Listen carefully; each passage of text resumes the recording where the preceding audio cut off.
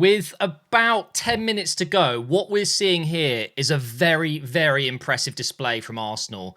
You can see it here with this momentum graph that Newcastle have, you could argue, dominated the ball in this game and had control of the game.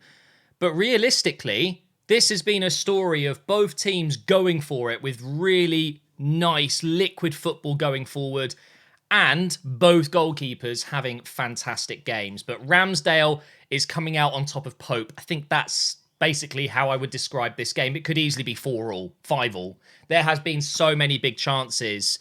You can see here, if I scroll down, the lineups are very similar, 4-3-3. I just want to say straight away that Jorginho has been absolutely incredible today. And he probably won't get man of the match, but I would give him man of the match. I was worried seeing that Partey wasn't starting today because I thought, with their midfield of Willock, Bruno, Joelinton, and, you've got Isaac on the left, Murphy on the right, you've got Wilson. They're all very physical players other than Murphy maybe, who's just electric and really in form at the moment. And I thought Partey would absolutely be the one deployed in midfield to help break up their play and provide a bit of physicality from our own midfield. But I've got to say, Jorginho, I'm really, really impressed with him today. I think this is his best game. And he, of course, won it for us against Aston Villa with that shot which deflected in off Emi Martinez, which still to this day makes me so happy. So, yeah, honestly, Jorginho for me, funnily enough, he got the assist for the first goal, although it was just a simple pass over to Ødegaard, who has been equally impressive today. I think he will probably get man of the match. What a strike from him. And then, of course, it was an own goal. Fabian Schär. I heard a great joke from Martin Tyler, and it was Schär probably wishes he could turn back time. I think a lot of people watching this video might not get that joke, but if you did, if you get it, that's a good one. I like that. So we've still got probably 8-9 minutes left in this game. Obviously, it's not over yet, but with a 2-0 lead, it's easy to say against Liverpool it didn't last, against West Ham it didn't last, but I think we're probably going to be okay here. Newcastle don't look like they're going to be scoring anytime soon. There's been a lot of things to hate, I think, for Newcastle fans today. The first thing I want to talk about is the time wasting, because I'm not a fan. We have time wasted to the absolute limit today. You could see it was our tactic from minute one. Every time we had a goal kick, Ramsdale would really take his time. And, I feel like a bit of a hypocrite here because I don't like time wasting. But when it's your own team, it's beneficial. Because what Newcastle like to do is just batter teams at the start. We saw it against Tottenham. Absolutely blew them away, 5-0 up in 21 minutes or whatever it was. And they definitely wanted to do the same today, but they just weren't able to. We really slowed them down. And let's face it, we got a bit lucky. They hit the bar, or they hit the post, I think it was in the first half, and then they hit the post again in the second half, and they had some big chances that Ramsdale was able to save. And they could have scored a few goals in that first half, kind of first 20 minutes period, where I think it would have been a real struggle for Arsenal to get out of, because that's what Newcastle was so good at, just piling on the pressure, especially at home with their crowd. So I don't like time wasting, but I also do understand why teams do it, of course. And it did help. It helped Arsenal a lot. But I don't like it. So Newcastle fans, I'm with you. Also, a few players maybe going down too easily. Jesus, one of them. That would have drove me mad if I was a Newcastle fan. Look, I'm just being fair, okay? I see Jesus going down a lot, and he wins a lot of fouls. And there's no doubt that players are very physical with him, because if this chair is a defender, this is what Jesus likes to do. Just like literally just lean in, and he's going to get a lot of fouls that way if he takes a tumble. Again, it's just tactical, isn't it? Every time he goes down, we get a free kick in a good position, and we create chances. And we've been able to hit on the break because of Jesus and the way he gets the ball into feet and moves it out wide and gives it to Ødegaard or gives it to Jorginho.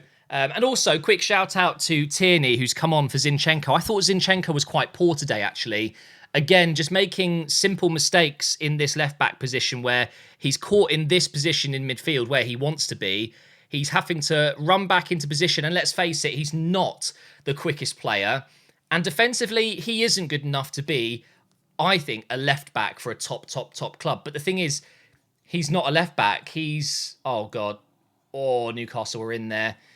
He's a hybrid of a midfielder and a left back, and he only has to do the odd bit of defending if we play our system perfectly, which against Newcastle clearly isn't something we could do. We couldn't get him in that optimal role today, and that's exactly why he came off. And a more traditional left back in Tierney has come on, and he has been very, very good. I will be absolutely devastated if we sell Tierney, but put it this way, it wouldn't surprise me if we do, because he should be starting. Oof, another close attempt from Newcastle. We're heading into the 89th, 90th minute here, so it's looking more and more unlikely that Newcastle are going to get one back, but it's just one of those things that if they score one, we're probably going to concede another one and just bottle it. But with this result, obviously we don't go top of the league, but it puts the pressure back on Man City that they can't afford to slip up. And that's all that we can do. I'm seeing a lot of people almost laugh at me when I'm saying, oh, I'm nervous for the game today. And they're all saying, but it's over. What's the point? Why are you worried? It's not over until it's over. And I genuinely believe that we can win the rest of our games. And, you know, with City playing in the Champions League against Madrid and potentially a final coming up in the Champions League and a game against United in the FA Cup final as well, they're going to want to rotate. And yes, their rotated side is probably better than most first teams in the Premier League. Actually, it's a fact. Their second team is probably top four worthy. But if we win this game like we have today, touch wood, we actually do get the win here. Pep Guardiola won't really want to rotate the squad too much. I think they've got Everton in between two Real Madrid games. So it's Pep Guardiola going from, okay, we can afford to rotate the team and maybe drop points at Everton. And now it's going to be, I have to play my first team. Jorginho gets man of the match, by the way. So I'm really happy about that. He's definitely my man of the match. What else did I want to talk about today? Because it's been one of those games where I'm more impressed with how we've been resilient than how we've played. Martinelli, with that run, I think Martinelli was very unlucky not to score today. Really did deserve it. He clipped the bar, which was a very decent attempt. He found himself really wide a lot of the game in this kind of position up against Trippier. And, oh, what a save from Ramsdale. He's had another huge game. St. Maximin's come on and he's proving to be a little bit of a troublemaker. I think Isaac's gone through the middle now as well. But 6 minutes added on. We've already played 1 minute, so I think we're looking okay here. What we can do is jump into the table. So if we hold on to this, we're, of course, just 1 point behind City, having played an extra game. Another save by Ramsdale there. The form is just gutting to look at. Seeing this just makes me want to cry. And we've got to talk about Kivior again because I don't know what rating he's been given. Let me just double check. My phone just rang, so apologies for that. I don't normally interrupt myself doing these videos. They're always just one take, but we'll have to edit that bit out. But Kivior's been given a 7.2 today. Genuinely, I do wonder if this form here would have been any different if we started Kivior instead of Holding, because the truth is right in front of us. You can see with your eyes that Kivior is a very competent defender, and I can't help but feel like those moments where Holding froze, or, you know, there's no doubt that we conceded a goal or two because we didn't have Saliba there. I feel like maybe Kivior would have helped. I really do. I strongly believe that, and it sucks because it's not like he wasn't available. It was just a case of Arteta going with an experienced player that's been at the club for longer than most. I think he's one of the longest serving members of the club now. He's a Wenger signing. It says a lot, really. But I just think Kivior has been so good. He's so impressive. And you've got to remember, guys, he's playing out of position. He's not right-footed. He's a left-footed player playing on that right side. It's not the end of the world. It can be done, clearly. But, oh, God, Newcastle are doing quite well here with 3 minutes to go. He's looked like he's been playing for Arsenal for a few seasons. Really, really impressed with him. And it definitely helps that Gabriel was fit today. That would have been a worry. I kind of thought we'd go into this game with Holding and Kivior because obviously Gabriel went off against Chelsea, but he managed to get fit for this. It's another corner coming in. Ramsdale collects it.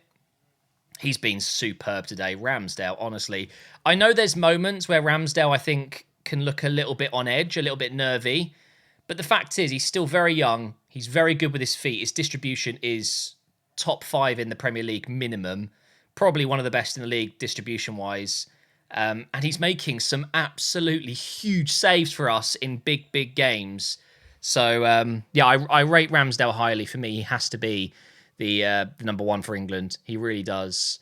So I believe with this win, mathematically, we cannot fall out of the top two. So that is a really nice silver lining to the recent poor results. At least we are guaranteed top two. Imagine if we actually fell into third. Beating Newcastle is huge, obviously. And in a way, I'm kind of sad because I think they've done so well this season. And actually, I would argue they deserve Champions League football. But it's kind of worrying as well because of with this takeover they've had with Champions League football, with the trajectory they're on right now, they are going to be an elite force in the next few seasons. So I'm kind of mixed about it. It looks like Manchester United will get top four. I think they probably will be okay, despite Liverpool hitting some absolutely incredible form. Tottenham falling out of the top five recently. I think Brighton will overtake them very soon. They've got 3 games in hand on them. Even Aston Villa creeping up behind them. I think Tottenham will slip up again for sure. They've got Villa next. That is not an easy game. But guys, we're going into the last minute here. I'm so happy about this. I really am. I think this is one of the best results of the season for us. The pressure was on. We had to win today. Otherwise, the title would have 100% been over. Now it's maybe 70% over. There is a chance that Man City will drop points and we need to be there to pounce. It's not impossible. We've seen this happen in the past, maybe not with Arsenal, but sometimes things can change very late in the season, and Man City are not an unstoppable force. They can be beaten, and with their focus on the Champions League and, of course, the FA Cup final, they might not be all there for every single Premier League game. But again, it wouldn't surprise me if they win every single game. Full time, 2-0 to Arsenal. It's a really good result. Easy to forget last season when we came here, we bottled the top 4. This was, I think, revenge. And the players look so relieved. We all know this is a huge task to come to Newcastle and get a win, especially with the season they've had. It's very impressive. So fair play to the Arsenal team. And we move on into the next one and we just have to keep winning.